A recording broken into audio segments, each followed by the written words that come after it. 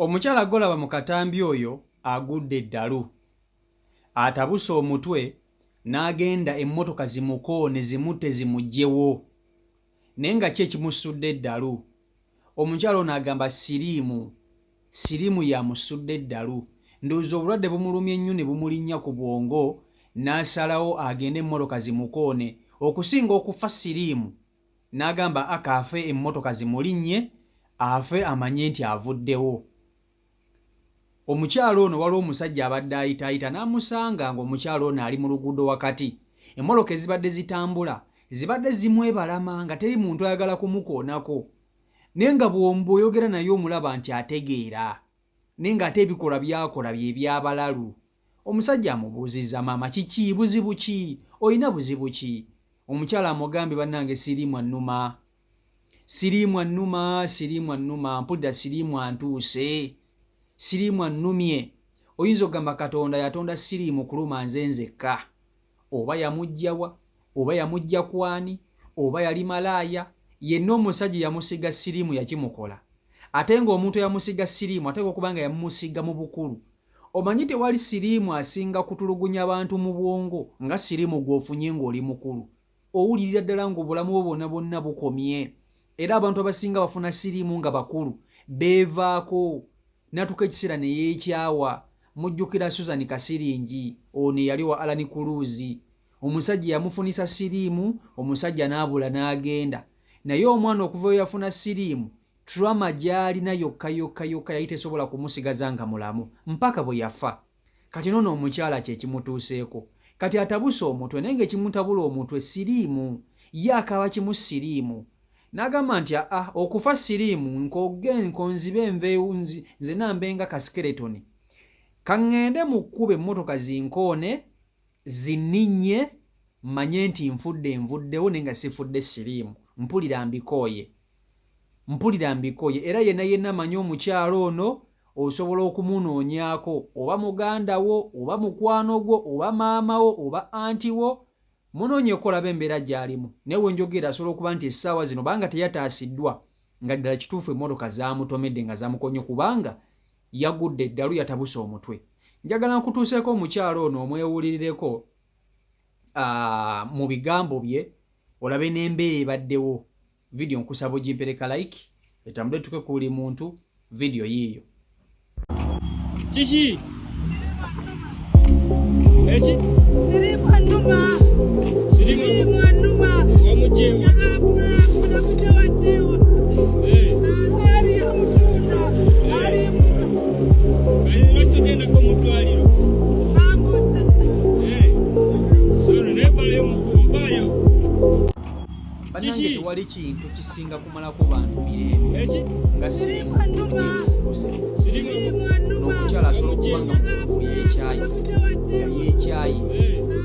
ng'awulira n'obulamu abukooye. Omanye ekintu kyokutubako n'owulira nga mutuufu n'obulamu tebukyagasa ng'owulira tokyayagala na kumanya. Kati muganda wange otya ng'omuntu asifunye siriimu Kiki? oyo siriimu gwe bakusiize ng'oli mukulu. Va kuono kuweno siriimu w'abantu bamalaaya oyo mulala bamalaaya bo bakimanyi nti bakufu. Naye omuntu afunye siriimu omuntu amukusiize okuze. My friend, abantu abasinga bafunye trauma lwa siriimu bw'atyo. Kati ono ekimutabudde omutwe awulira takyayagala na bulamu, awulira obulamu abukooye, awulira takyagasa, awulira kimu kimutadde. Siriimu amuluma, awulira buli kimu tayagalirako ddala obulamu bumutadde. Ate asobola okuba nga takyamira nampeke kubanga omuntu watuuka ku extent bweti onya takyamira mpeke. Naye munange ebintu bya Katonda bino bizibu. Omuntu asobola kuva ku mpeke omwezi n'awulira nga ayagala kweddaagala ate munange n'asobola okuwangalako naye gwe n'ogivaako ku katono gezesa ate obulwadde buyisa nnyo. Kati mukyalo ono siriimu amutabudde omutwe amuluma. Siriimu annuma. Siriimu alabika aluma.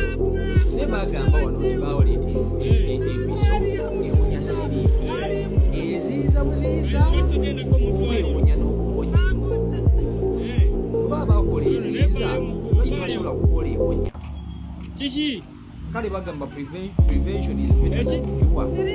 Bwe baali bakola etangira bali bakolayo kukola ewonya kubanga obusobozi baba balaga nti babulina naye sirimu yenna yenna atukutabula obwongo abawamaanyi oyo abakulumye okkiriza olwo n'abantu abalumira omusujja ne gumuluma bino ebya bulijjo bitulwalalwala notabaako kintu kyonna kyonna nemugana ngosanga bagamba buli omusirimu amutulugunya bubwe kati ono si ddobolo erikusuubwa nedda teryamuloga nedda siriimu yamukole siriimu yamutuusizza owaali Kiki? addire n'agenda mu kkubo eyitibwa emmotoka zidduka naye abantu ebamulaba emmotoka baziyisa eri bbali twayagala kumutomera osobola okugezaako okwagala okwetta naye nga tunabakutuusa kufa muganda wange n'otafa katono sirimu asobola okubanga amuluma naye nga akasala ke tekannaba kutuuka kakufa tajja kufa kubanga waali wano embeera gyatuuse masobola okubanga n'empeke yazivaako dda nga n'empeke yazivaako dda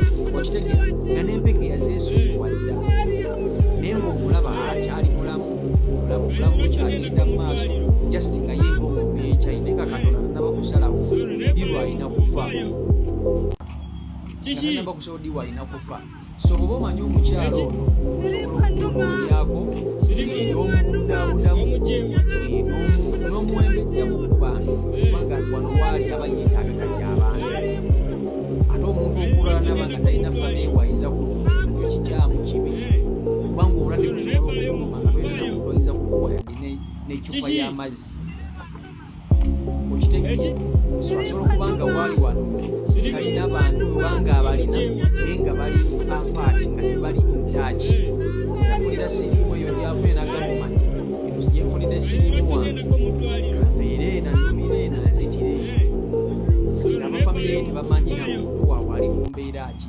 naye ate bw'amala okufa osobola okubalaba nga bali mu mbeera nakunoonya mulamu okumuziika naye ng'ate omulamu badde baganya okumuyamba kati abantu balama awo bakusoberera wokawukkawukkaawo so omukyalo ono yatabusa omutwe naye ng'ekimusuubira lusiriimu siriimu amulumi awuliranga siriimu alabika aluma siriimu alabika aluma kubanga omulowooza bwakukwata otandikirawo okulaba abafu okulaba entaana otandika okulota bakukola biki buli kimu ndowooza kiba kingi naye mulimu munnanga abantu abaguma namanya nti ekitufunye siriimu ate neetaaga obulamu nina ebintu bingi byenkoze byenjagala okumaliriza sigenda kumaliriza kufa kati abantu ne bamirembereza oli n'agamba kangulimire empeke okufa byakisimu n'amira empeke bulungi